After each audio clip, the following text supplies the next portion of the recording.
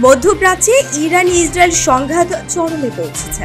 কয়েকদিনের পাল্টাপাল্টি হামলায় পরিস্থিতি এতটাই উত্তপ্ত যে পারমাণবিক যুদ্ধের শঙ্কা দেখা দিয়েছে।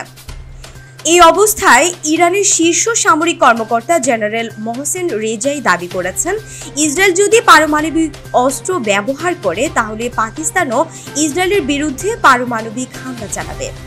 পাকিস্তান ইতিমধ্যে এই বিষয়ে ইরানকে মৌখিক আশ্বাস দিয়েছে বলেও উল্লেখ করেন তিনি।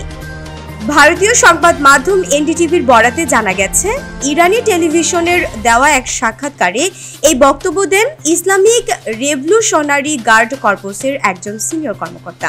তিনি বলেন, পাকিস্তান আমাদের পাশে আছে এবং মুসলিম বিশ্বের ঐক্য কামনা করছে। আমরা এখনো আমাদের সব শক্তি প্রকাশ করিনি।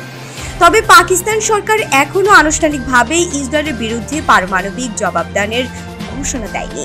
বিশেষজ্ঞদের মতে এ ধরনের মন্তব্যকে সরাসরি সামরিক প্রতিশ্রুতি নয়, বরং কূটনৈতিক চাপ প্রয়োগ হিসেবে দেখা হচ্ছে। বিশ্বজুড়ে পারমাণবিক শক্তিধর 9টি দেশের মধ্যে ইসরায়েল ও পাকিস্তান উভয়ই রয়েছে।